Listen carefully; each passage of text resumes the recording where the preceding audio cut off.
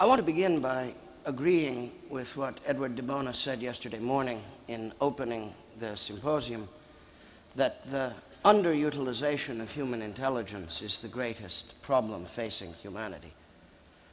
Edward has devoted his life to the improvement in the quality of human intelligence, and I want to come at the matter this morning in the other direction, to talk about the possibility of an immense improvement in its quantity.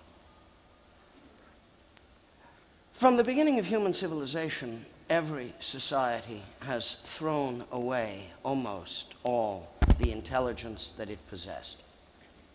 Almost every brain that has ever existed, every human intellect we've ever had, has starved for lack of nutriment.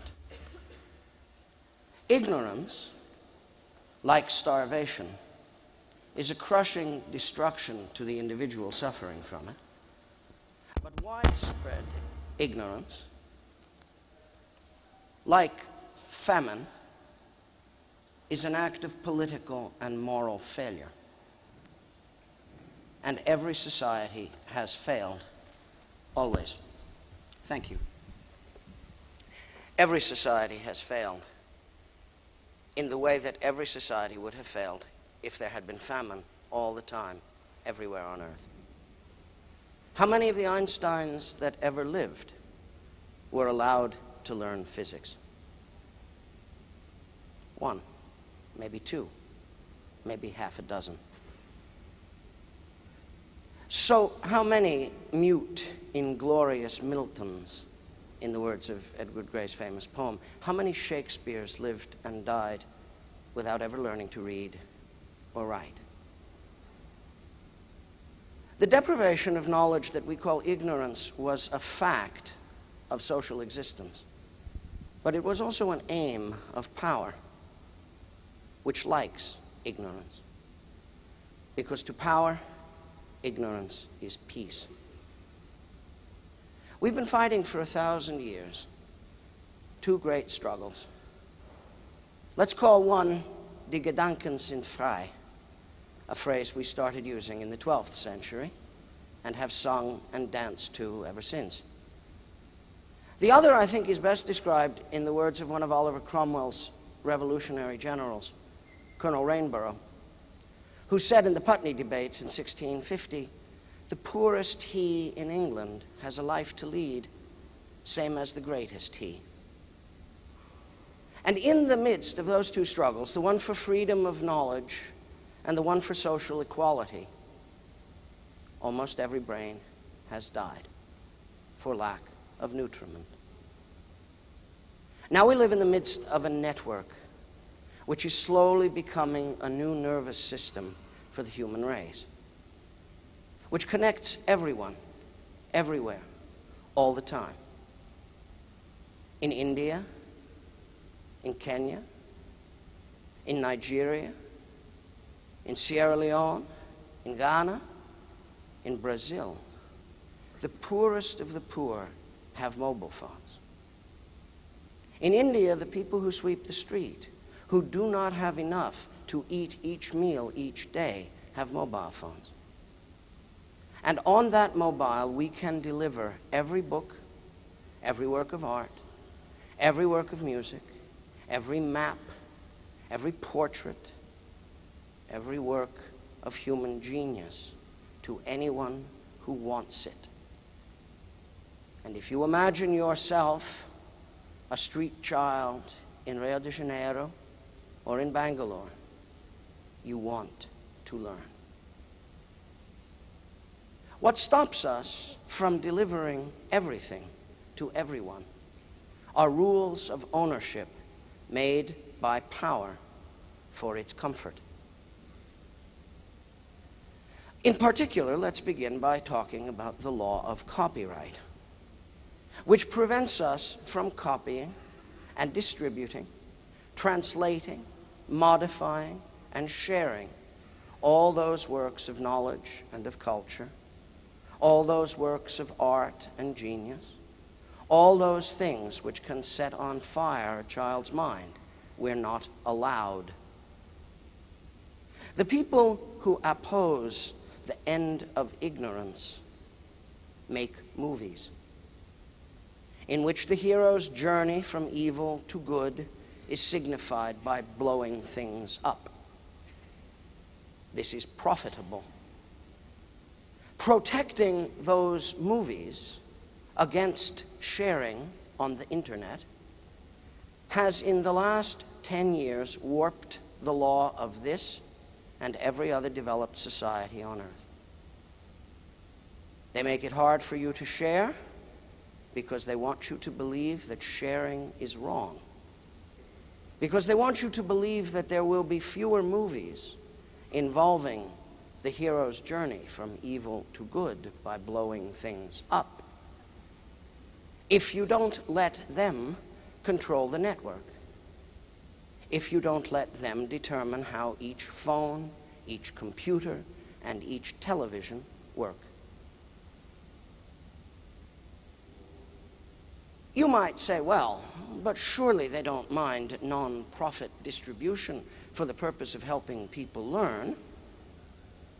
Non-profit infringing distribution became a crime in the United States just to clarify the law after the collapse of a prosecution of a college student for sharing in 1999 under the terms of the very well-named No Electronic Theft Act passed by the United States Congress and signed in a moment of wisdom by Mr. Clinton. The EUCD imposes upon you, through your local implementation in each of the European states, a similar set of rules, now being transcended in their restrictiveness towards the sharing of knowledge as a result of Hadopi in France, the Digital Culture Act in the UK, and, most relevant to you, the forthcoming harmonization of copyright law by the European Commission, which will fasten upon you more rules in favor of ignorance and against sharing, which will make it more difficult for you to share with all those people who thirst for knowledge. In theory, the law of patent should have no effect on our ability to teach everyone who wants to learn. In theory, the law of patent is about full disclosure of valuable inventions in return for lengthy issued monopolies created by the public, 20 years for each useful idea. In fact, however, because law is what it does in fact, not what it says, in fact, however, in crucial industries and areas of knowledge, computer software, genetic testing, genetic engineering, agriculture, patents are used every day around the world to prevent knowledge from being shared. The people who want ignorance make seeds. They want to make seeds that they can patent and farmers can't replant, can't hybridize, can't combine, can't use to create new knowledge about how to feed the world, because that would disincentivize Monsanto, which patents seeds that resist its poisons, thus increasing the utility of its poisons and making farmers more dependent on the poisons that they make. By the middle of the 21st century, if we do nothing, all of the information contained in the genome of human beings will be owned.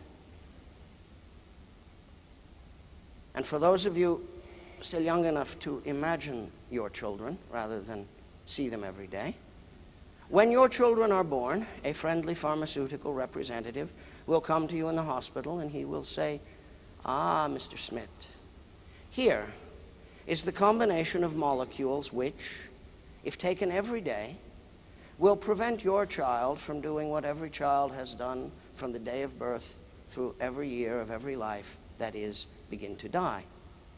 Here is the combination of molecules specially designed to keep your child safe from all the hazards of the genome with which you have endowed her. We have a monopoly on this for your child's lifetime. It's patented. How much would you like to pay? By the middle of the 21st century, if we do nothing, human bodies will again be owned. We thought that we beat that down. We thought, at least in our 1,000 years of fighting, that we won that war, but we did not. Not if we do nothing now. So what we have to do is share. We have to insist upon sharing. We have to insist that we have a right to share, and we have to explain why we are sharing. We are not sharing because we hate the movie business. We are not sharing because we are unwilling to pay to watch another version of the hero's journey from evil to good by blowing things up. We're not sharing because we think that there is no incentive save property. We're sharing because we want the human race to think, because we believe it's urgent, because we want every Einstein to learn.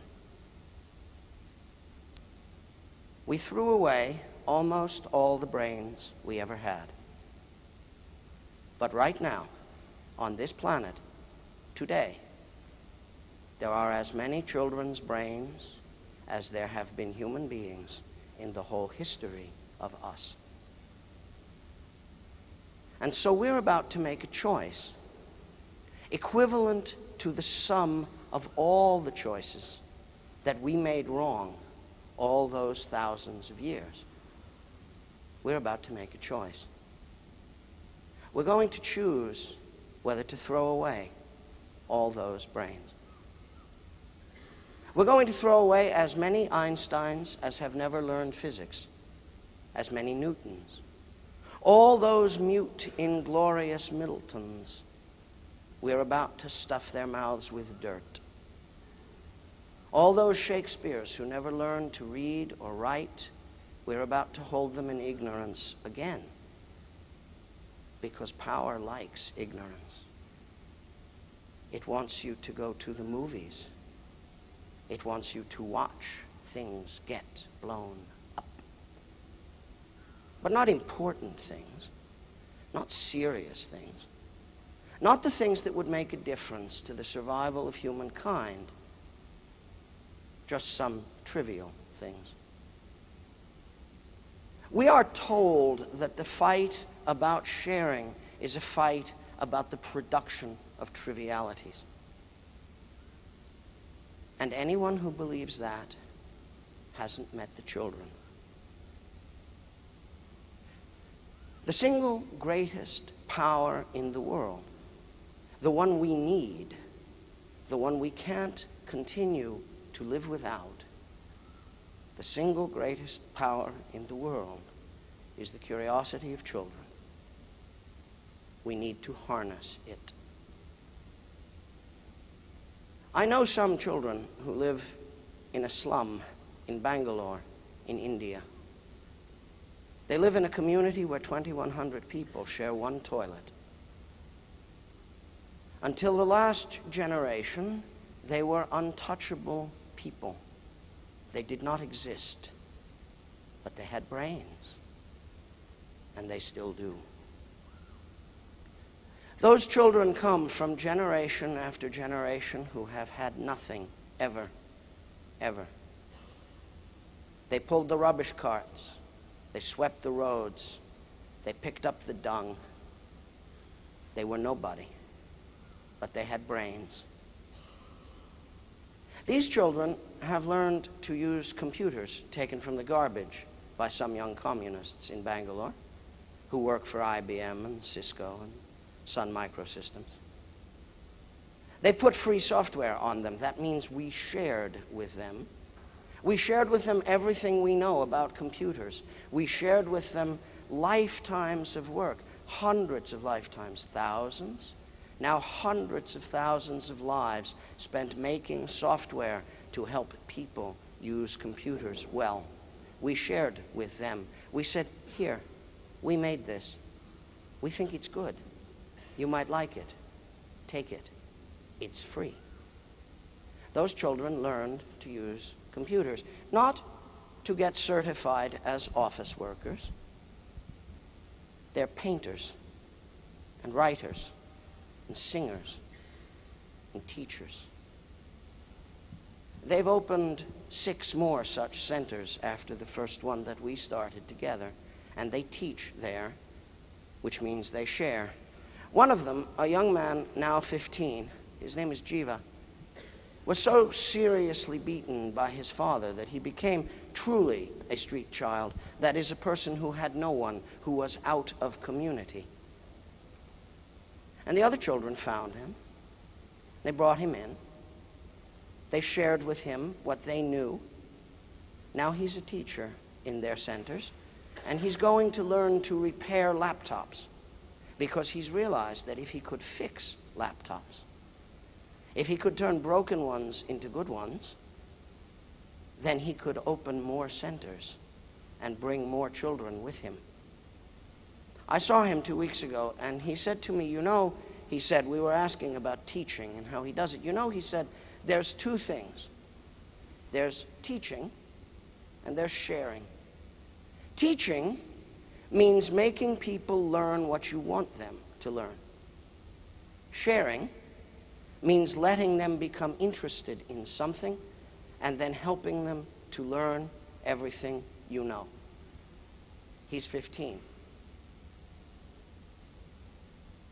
And in the world we live in, all of those jivas will die from lack of nutriment for their brains. What we are trying to do by sharing is something we can do.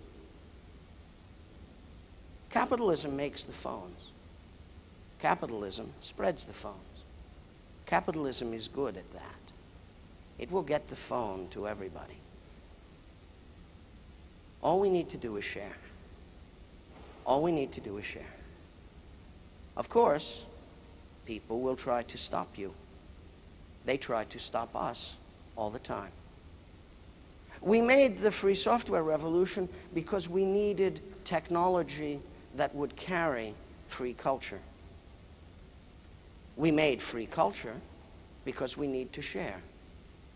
Between us, free software and free culture, and the Wikipedia, and Creative Commons, and all that it represents, has established a proof of concept for you. Everything can be made by sharing. Now, we have a few problems as a species. Edward is right about that. And the real problem is that we have to think our way out of them. He's right about that too. We could spend the time he spends and the effort he and his trainers spend improving the thinking of the few 100 million people in the world who are allowed to learn. And that would be a damn good thing. But why don't we make a few 100 million more thinkers while we're at it? There are 1.3 billion people in India. 800 million of those people are children whose brains will either learn or starve now, in our time, right now. How many Einsteins? How many Shakespeares? How many Williams the Silent? I don't know. A few each, probably. Maybe a lot. How many do we need? All there are. So this is why we are. This is why we do what we do. This is why you should help. We have to share. We have to teach. We have to let every brain learn. It isn't hard. We can do it. We're not talking about building things that don't exist. We're not talking about making something happen that isn't already happening. We're not talking about utopia. Every European language uses a word to designate the condition of social perfection. Every European language uses a word that means nowhere. We're not going nowhere. We're going somewhere very concrete and very easy to understand. We're going home to feed the children. That's all we're doing when we share. Some owners will object. They always have. They always will. It doesn't matter. Their job is to object. Our job is not to listen and to share. If we don't share, the owners will continue to own knowledge. We will throw away hundreds of millions of brains. We will lose the physics, the chemistry, the art, the music, the politics, the philosophy, the ethics of all those people less fortunate than ourselves and smarter than we are. And that's a loss we cannot afford to sustain for our own sakes as well as theirs.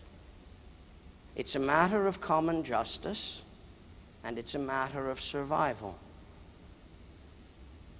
And for me, it's a matter of keeping faith. We've been fighting a long time. We struggled very hard for generations. Many of us died in prison, on the rack, of illness, of poverty, and of sorrow. But we fought on. Die Gedanken sind frei, we said, and we were willing to die for it. Man is born free, and everywhere he is in chains, we said, and we were willing to fight for it. We are born equal and endowed by our Creator with certain inalienable rights, we said, and we meant it, and we fought for it. And again, we lost, and we were pushed away. Oh, we won here a thing, there a thing. We sit comfortable, you and I.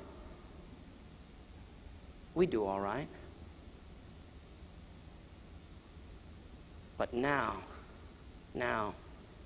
we are a fortunate generation. Now, we can do something that will change forever. We're not better. We're not smarter. We're not even richer than the ones who fought for us and died before. We're just luckier. Because it falls to us. Because we're the ones. Because we live here now, and we can do this thing that could never be done before. We can reach every brain with anything it wants. We can harness every child's curiosity. We can let everyone learn. It's been a long time coming. We've waited for generations for it. We dreamed, we hoped, we fought, we died, and we rose to fight again. And now, the only difference is, this time, we win. Thank you very much.